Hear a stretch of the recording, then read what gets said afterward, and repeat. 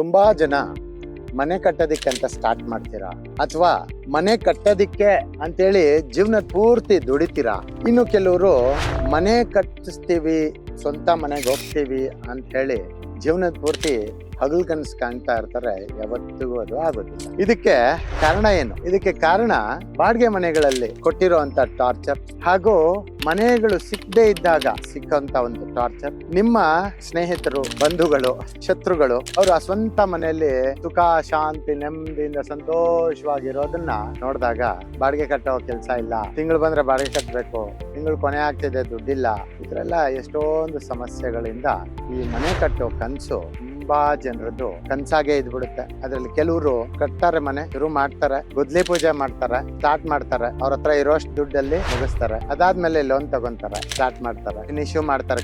ಕೆಲವ್ರಂತೂ finish ಮಾಡ್ಬಿಡ್ತಾರೆ, ಕೆಲವರು ಆ ಲೋನ್ ಕಟ್ಟಕ್ ಆಗ್ದಿರ ಆ ಮಧ್ಯದಲ್ಲೇ ನಿಲ್ಸ್ಬಿಟ್ಟಿರ್ತಾರೆ. ಇನ್ನು ಕೆಲವರು ಫಿನಿಶಿಂಗೇ ಆಗ್ದಿರ ಆ ಮನೆ ಒಳಗ್ ಕೊಟ್ಟೋಗ್ಬಿಟ್ಟಿರ್ತಾರೆ. ಮತ್ತೆ ವರ್ಷಾನ್ಗಟ್ಲೆ ಆ ಮನೇಲಿ ಇದ್ದು ದುಡ್ದು ಕೂಡ ಆ ಮನೆ ಫಿನಿಶ್ ಆಗೋದಿಲ್ಲ. ಇದೆಲ್ಲ ಒಂದ್ ಕಡೆ ಆದ್ರೆ, ಇನ್ನು ಕೆಲವರು ನೀಟಾಗಿ ಮನೆ ಫಿನಿಶ್ ಮಾಡಿ, ಗೃಹ ಪ್ರವೇಶ ಮಾಡಿ, ಫಸ್ಟ್ ಕ್ಲಾಸ್ ಆಗಿದ್ದು, ಬೇಕಾದಷ್ಟು ಸಂಪಾದನೆನೂ ಇದ್ದು, ಆ ಮನೆಯಲ್ಲಿ ಹಣ ಉಳಿದೆ, ಈ ಲೋನುಗಳು ಇವೆಲ್ಲ ಕಟ್ಟಕ್ಕಾಗದೆ ಎಷ್ಟೋ ಜನ ಅದೇ ಮನೆಯಲ್ಲಿ ಆತ್ಮಹತ್ಯೆ ಮಾಡ್ಕೊಂಡು ಹೋಗಿರೋರಿದ್ದಾರೆ. ಎಷ್ಟೋ ಜನ ಒಂದ್ ದಿನ ಕೂಡ ನೆಮ್ಮದಿ ಇಲ್ದಿರ ಆ ಮನೆಯಲ್ಲಿ ಪ್ರತಿ ಕ್ಷಣ ಕಣ್ಣೀರು ಇಡುವಂತವ್ರು, ಅಥವಾ ಮನಸ್ಸಲ್ಲೇ ಆಳವಾಗಿ ಅಳುವಂತವ್ರು ಎಷ್ಟೋ ಜನರಿದ್ದಾರೆ. ಎಷ್ಟೋ ಸಲಿ ಏನೇನೋ ಸಮಸ್ಯೆಗಳು ಈ ರೀತಿ ಆಗಿರುವಂತದ್ದು. ಇದಕ್ಕೆಲ್ಲ ಕಾರಣ ನಾವು ತಿಳ್ಕೊಳ್ಳೋದಾದ್ರೆ, ಈ ಗುದ್ಲಿ ಪೂಜೆ ಹತ್ರನೇ ಎಲ್ಲದಕ್ಕೂ ಸ್ಟಾರ್ಟ್ ಆಗೋದು ತಪ್ಪು. ನಾನು ಯಾರನ್ನೂ ಉದ್ದೇಶಿಸಿ ಮಾತಾಡ್ತಿಲ್ಲ, ಆದ್ರೆ ನಿಮ್ಮನ್ನ ಉದ್ದೇಶಿಸಿ ಮಾತಾಡ್ತಿದ್ದೀನಿ.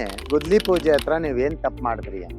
ಗುದ್ಲಿ ಪೂಜೆ ಹತ್ರ ನೀವು ಮಾಡಿರೋಂತ ತಪ್ಪು, ತೆಂಗಿನಕಾಯಿ ತಂದ್ರಿ, ಎಲೆಡ್ಕೆ ತಂದ್ರಿ, ಹೂ ತಂದ್ರಿ, ಬಾಳೆಹಣ್ಣು ತಂದ್ರಿ, ಗಂಧದ ಕಡ್ಡಿ ತಂದ್ರಿ, ಕರ್ಪೂರ ತಂದ್ರಿ, ಇಟ್ಕೆ ತಂದ್ರಿ, ಪೂಜೆ ಮಾಡಿದ್ರಿ, ಸಂತೋಷ. ಬ್ರಾಹ್ಮಣರ ಕರ್ಸಿದ್ರಿ, ಪೂಜೆ ಮಾಡಿದ್ರಿ, ಇನ್ನೂ ಸಂತೋಷ. ಆದ್ರೆ ಆ ಬಿಲ್ಡಿಂಗ್, ಆ ಮನೆ, ಆ ಫ್ಯಾಕ್ಟ್ರಿ, ಆ ಕಾರ್ಖಾನೆ ಇದೆಲ್ಲಾನು ಪರ್ಫೆಕ್ಟ್ ಆಗಿ ಸ್ಟಾರ್ಟ್ ಆದ್ಮೇಲೆ ಕೊನೆವರೆಗೂ ನಿಲ್ದಿರೋ ಕೆಲಸ ನಡಿಬೇಕು, ಹಣಕಾಸು ಸೇರ್ಬೇಕು. ಅದೇ ರೀತಿ ನಿಮ್ಗೆ ಮನೆ ಅಥವಾ ಕಾರ್ಖಾನೆ ಅಥವಾ ಒಂದು ಬಿಸ್ನೆಸ್ ಜಾಗ, ಕಾಂಪ್ಲೆಕ್ಸ್ ಕಟ್ಟದ ಮೇಲೆ ಅದು ಮುಂದಕ್ಕೆ ಬಾಡಿಗೆಗಳು ಕರೆಕ್ಟ್ ಆಗಿ ಹೋಗಿ, ಲೀಸ್ಗಳು ಕರೆಕ್ಟ್ ಆಗಿ ಹೋಗಿ, ಏನ್ ಬೇಕೆಲ್ಲ ಕರೆಕ್ಟ್ ಆಗಿ ನಡೆಯೋ ಅಂತದ್ದು ನಡಿಬೇಕು. ಅದಕ್ಕೆ ಸಂಬಂಧಪಟ್ಟು ಒಂದು ಯಂತ್ರ ಸ್ಥಾಪನೆ ಅಲ್ಲಿ ಮಾಡಿದ್ರ, ಆ ಯಂತ್ರ ಯಾವುದ್ರಿಂದ ಮಾಡಿದೀರಾ, ಆ ಯಂತ್ರ ಯಾವ ಲೋಹದಿಂದ ಮಾಡಿದ್ದೀರಾ, ಬಹಳ ಮುಖ್ಯ. ಆ ಯಂತ್ರ ಮಾಮೂಲಿಯಾಗಿ 99% ಜನ ಮಾಡ್ಸೋದಿಲ್ಲ, ಇವೆಲ್ಲ ಗೊತ್ತಿಲ್ಲ, ಮರ್ತೋಗಿದ್ದಾರೆ. ಅಥವಾ ನಮ್ಮ ಕಾಲದಿಂದ ಏನು ಆ ಒಂದು ಸತ್ಯಯುಗ, ದ್ವಾಪರ ಯುಗ, ತ್ರೇತಾಯುಗ, ಈ ಕಲಿಯುಗ, ಈ ಯುಗಗಳಿಂದ ಬಂದಿರುವಂತ ಈ ಒಂದು ಶಾಸ್ತ್ರ, ಈ ಒಂದು ಸಂಪ್ರದಾಯ ಆ ಬ್ರಿಟಿಷ್ ಅವ್ರು ಬಂದು ಎಲ್ಲ ಹಾಳು ಮಾಡ್ಬಿಟ್ರು. ಇನ್ನು ಅರ್ಧ ನನ್ನಂತ ಅವ್ರು ಹಾಳು ಮಾಡ್ಬಿಟ್ರು. ಏನಕ್ಕೆ? ಜನಗಳಿಗೆ ಹೇಳ್ಕೊಡ್ದೆ, ಓಪನ್ ಆಗಿಲ್ದೆ, ಸಂಪ್ರದಾಯದ ಪ್ರಕಾರ ನಡ್ಕೊಳ್ರಿ ಅಂತ ಹೇಳಕ್ ಹೋದ್ರೆ, ಬಿಡಪ್ಪ ನೀನೆಲ್ಲ ಹಳೆ ಕಾಲದ್ದೆಲ್ಲ ಹೇಳ್ಬೇಡ ನಿನ್ ಕಥೆಗಳು ಅಂತ ಹೇಳಿ ಹೇಳ್ದೆ. ಸರಿಯಾದ ಸಂಪ್ರದಾಯ, ಸರಿಯಾದ ವಾಸ್ತು ಕಲಿದೆ. ಇವಾಗೆಲ್ಲ ಬಂದಿದೆಯಲ್ಲ ಮಾಡರ್ನ್ ವಾಸ್ತು, ಆ ಮೂಲೆಯಲ್ಲಿ ಅದಿರ್ಬಾರ್ದು, ಈ ಮೂಲೆಯಲ್ಲಿ ಇರ್ಬಾರ್ದು. ವಾಸ್ತು ಅಂದ್ರೆ ಏನ್ ಗೊತ್ತಾ? ಫಸ್ಟ್ ಕ್ಲಾಸ್ ಗಾಳಿ, ಫಸ್ಟ್ ಕ್ಲಾಸ್ ಬೆಳಕು. ಯಾವ್ಯಾವ ಮೂಲೆಯಲ್ಲಿ ನೋಡಿ, ನಾವು ವಾಸ್ತುವಲ್ಲಿ ಅಗ್ನಿ ಮೂಲೆನ ಯಾಕೆ ಅಗ್ನಿ ಮೂಲೆ ಅಂತ ಕರಿತೀವಿ ಅಂದ್ರೆ, ಅಲ್ಲಿ ಕಿಚನ್ ಇರ್ಬೇಕು, ಅಲ್ಲಿ ಬೆಂಕಿ ಉರಿಯೋ ಅಂತ ಒಂದು ಸ್ಥಳ ಇರ್ಬೇಕು, ಅಲ್ಲಿ ಟ್ರಾನ್ಸ್ಫಾರ್ಮರ್ ಇಡ್ಬೇಕು, ಅಲ್ಲಿ ಆ ಜಾಗದಲ್ಲಿ ಜಾಸ್ತಿ ಫೈರ್ ಇಂದ ನಡೆಯುವಂತ ಮಷಿನರಿ ಇಡ್ಬೇಕು. ವಾಯು ಮೂಲೆ, ಇವಾಗ ನಾವು ಬಾತ್ರೂಮ್ಗೆ ಹೋಗ್ತೀವಿ, ಏಸ್ಗೆ ಮಾಡ್ತೀವಿ, ಅಲ್ಲಿಂದ ವಾಸನೆ ಬರುತ್ತೆ. ಆ ವಾಸನೆ ಮನೆ ಒಳಗ್ ಬರಬಾರ್ದು ಅಲ್ವಾ? ವಾಸನೆ ಮನೆ ಒಳಗ್ ಬರಬಾರ್ದು. ಅದಕ್ಕೆ ಏನ್ ಮಾಡ್ತೀವಿ? ವಾಯು ಮೂಲೆನ ಉಪಯೋಗಿಸ್ತೀವಿ ಇಂಥದಕ್ಕೆ. ಆಮೇಲೆ ಬಿಸ್ನೆಸ್ ಆಗ್ತಾ ಇಲ್ಲ, ಬಿಸ್ನೆಸ್ ಚೆನ್ನಾಗಿ ನಡೀತಾ ಇಲ್ಲ, ಅಥವಾ ಯಾವ್ದಾದ್ರು ಒಂದು ಸ್ಟಾಕ್, ಒಂದು ಮೆಟೀರಿಯಲ್ ಸ್ಟಾಕ್ ಆಗ್ಬಿಟ್ಟಿದೆ, ಓಡ್ತಾನೆ ಇಲ್ಲ, ಅದನ್ನ ತಗೊಂಡೋಗಿ ವಾಯು ಮೂಲೆಯಲ್ಲಿ ಇಡ್ರಿ, ಸೇಲ್ ಆಗುತ್ತೆ. ಯಾಕಂದ್ರೆ ಅಲ್ಲಿ ಹೋಗ್ತಾ ಇರೋದು ವಾಯು ಹೇಳ್ಕೊಂಡು ಹೋಗ್ತಾ ಇರೋದು. ಈ ರೀತಿ ಈ ಬೇಸಿಕ್ ನಾಲೆಜ್ ಕೂಡ ತುಂಬಾ ಜನಕ್ಕೆ ಇಲ್ದಿರ ಏನೇನೋ ವಾಸ್ತುಗಳು ಅದು ಇದು ಅಂತೆಲ್ಲ ಹಾಳು ಮಾಡಾಕ್ತಾರೆ. ಈ ಅಡಿಪಾಯ ಚೆನ್ನಾಗಿದ್ರೆ ಅವೆಲ್ಲ ಸ್ವಲ್ಪ ಆಚೆ ಈಚೆ ಇದ್ರು ನಡೆಯುತ್ತೆ. ಅಡಿಪಾಯದಲ್ಲಿ ಗುದ್ಲಿ ಪೂಜೆ ಮಾಡುವಾಗ ನೀವು ಯಂತ್ರ ಸ್ಥಾಪನೆ ಮಾಡಿದ್ರ, ಆ ಯಂತ್ರ ಅಕಸ್ಮಾತ್ ಮಾಡಿದ್ರೆ ಅದು ಯಾವ ಒಂದು ವಸ್ತುವಿನಿಂದ ತಯಾರು ಮಾಡಿದ್ರಿ? ಅಜ್ಞಾನಿಗಳು ಯಂತ್ರನ ಬೀಜಾಕ್ಷರಗಳೇನಾದ್ರು ಬರ್ದ್ಬಿಟ್ಟಿದಾರ, ನಿಮ್ ಹೆಸರೇನಾದ್ರು ಅದ್ರಲ್ಲಿ ಬರ್ದ್ಬಿಟ್ಟಿದಾರ?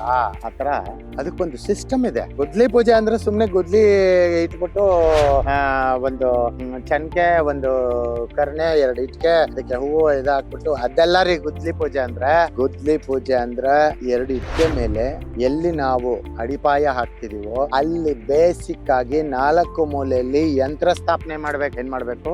ಯಂತ್ರ ಸ್ಥಾಪನೆ ಮಾಡ್ಬೇಕು. ಆಮೇಲೆ ಆ ಯಂತ್ರ ಯಾವ ರೀತಿ ಇದೆ, ಆ ಮನೆ ಎಷ್ಟು ಸ್ಟೆಪ್ ಎಷ್ಟು ಫ್ಲೋರ್ ಕಟ್ತೀರಾ ಎಲ್ಲದಕ್ಕೂ ಲೆಕ್ಕ ಇದೆ. ನಿಮ್ ಸಂಕಲ್ಪ ಏನು, ನಿಮ್ಮ ಪ್ಲಾನ್ ಏನು, ಅದ್ರ ಪ್ರಕಾರ ಆ ಯಂತ್ರ ತಯಾರಾಗ್ಬೇಕ್ರಿ. ಎಲ್ರಿಗೂ ಒಂದೇ ಯಂತ್ರ ಹಾಕ್ಬಿಟ್ಟು ಆನ್ಲೈನ್ ಅಲ್ಲಿ ಮಾರ್ಬಿಡೋದಲ್ಲ. ಅರ್ಥ ಆಯ್ತಾ? ನನಗೆ ಈ ಆನ್ಲೈನ್ ಈ ಮಾರೋರು, ಆನ್ಲೈನ್ ಅಲ್ಲಿ ಕೊಂಡ್ಕೊಳ್ಳೋರು ಅಂದ್ರೆ ನನ್ಗೆ ತುಂಬಾ ಕೋಪ ಬರುತ್ತೆ. ಯಾಕೆ ಅಂದ್ರೆ ಎಲ್ರಿಗೂ ಒಂದೇ ಮೆಡಿಸನ್ ಆಗೋದಿಲ್ಲ, ಎಲ್ರಿಗೂ ಒಂದೇ ಕಾಯಿಲೆ ಇಲ್ಲ, ನೆನ್ಪಿರ್ಲಿ. ಅರ್ಥ ಆಯ್ತಲ್ವಾ? ಎಲ್ರಿಗೂನು ಒಂದೇ ಮೆಡಿಸನು ಒಂದೇ ಇದಾದ್ರೆ ಇನ್ನು ಸ್ಪೆಷಲಿಸ್ಟ್ಗಳು ಯಾಕೆ? ಸ್ಪೆಷಲಿಸ್ಟ್ ಏನಕ್ಕೆ ಅಲ್ವಾ? ಇನ್ನು ಭಗವಂತ ಯಾಕೆ ಎಲ್ರು ಒಂದೇ ತರ ಸೃಷ್ಟಿ ಮಾಡಿಲ್ಲ ರೀ ಅಲ್ವಾ? ಯಾಕೆ ನಾನಿದ್ದಂಗೆ ಇನ್ನೊಬ್ರು ಇಲ್ಲ ಪ್ರಪಂಚದಲ್ಲಿ, ನೀವಿದ್ದಂಗೆ ಇನ್ನೊಬ್ರು ಇಲ್ಲ ಪ್ರಪಂಚದಲ್ಲಿ, ಹೌದಾ ಇಲ್ವಾ? ಹಂಗೆ ನಮ್ಗೆಲ್ಲರಿಗೂ ಅರ್ಥ ಆಗ್ಬೇಕಾಗಿರೋದು ಒಂದೇ ವಿಷಯ ಏನು ಅಂದ್ರೆ, ಈ ಭೂಮಿ ಮೇಲೆ ಇರುವಂತ ಪ್ರತಿಯೊಬ್ರು ಡಿಫ್ರೆಂಟ್ ಆಗಿರುತ್ತೆ. ಪ್ರತಿಯೊಬ್ಬರ ಆಲೋಚನೆ ಬೇರೆ ಬೇರೆ, ಪ್ರತಿಯೊಬ್ಬರ ಮನಸ್ಥಿತಿ ಬೇರೆ ಬೇರೆ ತರ, ಪ್ರತಿಯೊಬ್ಬರ ಹುಟ್ಟು ಬೇರೆ ತರ ಇರುತ್ತೆ, ಸಾವು ಬೇರೆ ತರ ಇರುತ್ತೆ. ಅರ್ಥ ಆಯ್ತಾ? ಹಂಗೆ ನಾನು ಯಾವಾಗ ಸಾಯ್ತೀನಿ ಅಂತ ಕೇಳ್ತಾ ಇದ್ದೀರಾ? 70 ವರ್ಷ ಆಗತ್ತೆ ನಾನು ಸಾಯೋದು. ನನ್ಗೆ 70 ವರ್ಷ ಆದ್ಮೇಲೆ ಅವಾಗ್ಲೂ ಕೂಡ ನಾನು ಇಷ್ಟಪಟ್ರೇನೆ ಸಾಯೋದು. ನಾನಾಗ್ ನಾನು ಸಾಯ್ತೀನಿ ಅಂದ್ರೇನೆ ಸಾಯೋದು. ಯಾಕಂದ್ರೆ ಬರ್ದಿಟ್ಟಿದೀನಿ. ನಾನು ಎಷ್ಟೋ ಜನ್ಮಾಂತರಗಳು ನನಗೆ ಗೊತ್ತಿದೆ, ಬರ್ದಿಟ್ಟಿದೀನಿ.